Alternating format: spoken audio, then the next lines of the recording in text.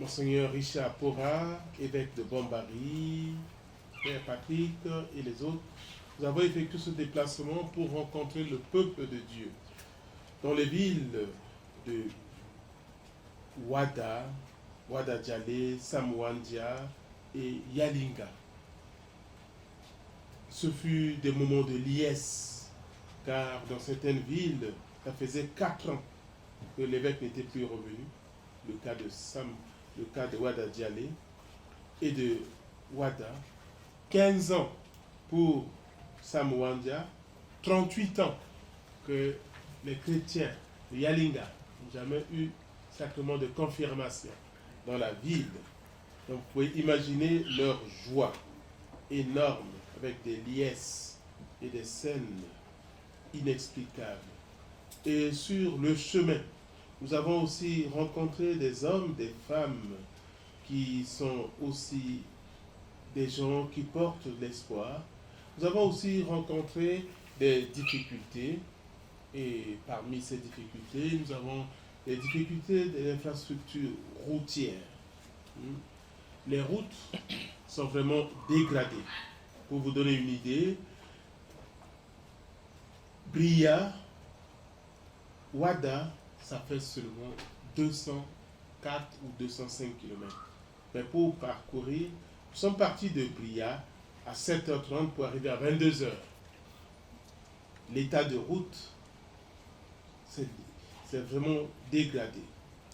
Nous avons aussi rencontré les difficultés de l'insécurité. C'est que vous reviendrez sur un sujet qui vous passionne. On aura le temps de l'exprimer encore davantage. Mais il y a une insécurité dans ces villes de Ouada, Ouada Djalé, Samouandia et Yalinga. Beaucoup de ces villes sont déjà abandonnées, dans le sens que vous n'avez pas les autorités. Le préfet de Ouada se trouve à Bria pour des questions de sécurité. Le maire venait d'arriver il y a plus de 10 jours à Ouada. Et c'est difficile. Yalinga, le maire venait d'arriver il y a 2 jours avant notre arrivée. Sinon avant, pas de sous-préfet, pas de préfet dans ces lieux-là.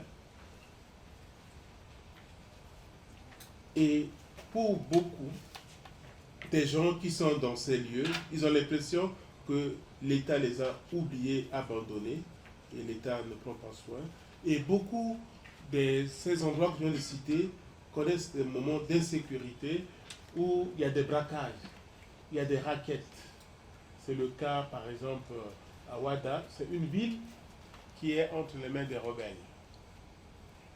Depuis 11 mois, qu'il y avait eu des affrontements où les FACA étaient partis, il n'y a plus d'autorité. Ce sont les rebelles qui occupent cette ville. 11 mois.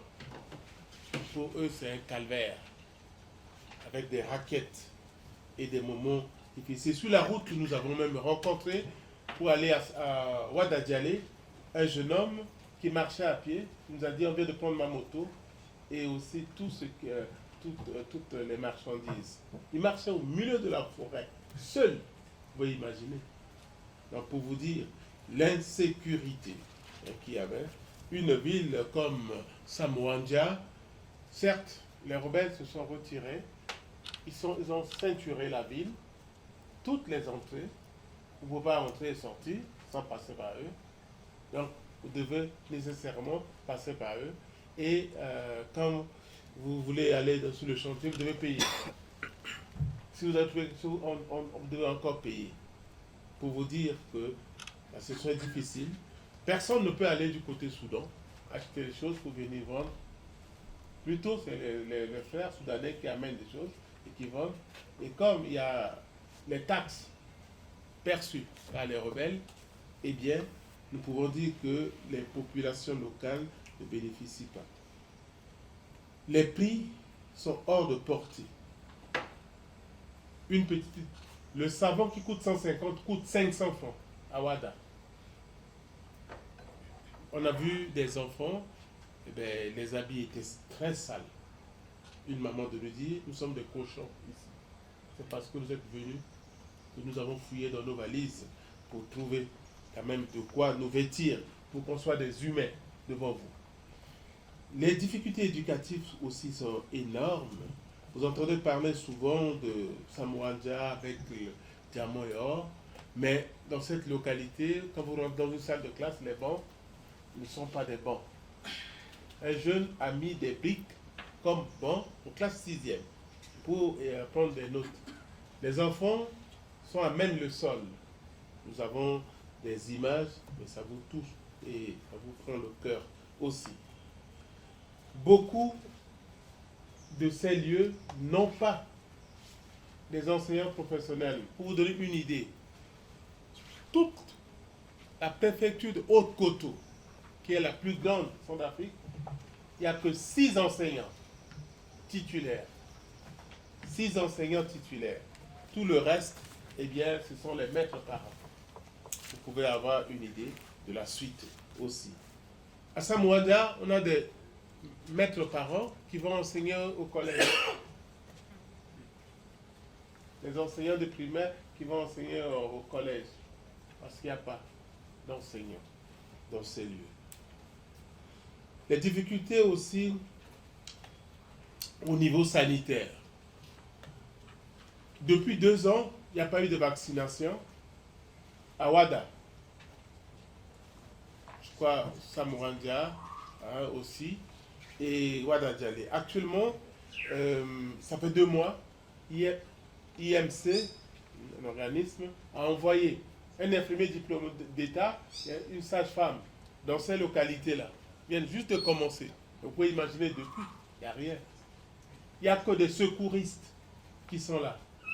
Et les secouristes qui n'ont même pas de matériel, laboratoire, pour savoir. C'est des signes cliniques. Vous avez dit, j'ai mal à la tête, après on peut vous donner des médicaments. Ça c'est pour Ouada, Samouandja, Ouada Djalé. Mais Yalinga c'est pire. Parce que le secouriste qui est là est approvisionné par World Vision qui n'envoie que des antipaludéens. Il n'y a rien. Un monsieur malade était là par terre, il n'y a même pas de médicament. Donc il n'y a que ce médicament. Et de cette situation, vous pouvez imaginer, on ne sait pas s'il y a des malades de sida, s'il y a des tuberculés. Il faut aller à Birao pour ceux qui sont au niveau de Samouandja ou Birao, normalement c'est pour Ouada Djalé et les autres devaient aller à Bria.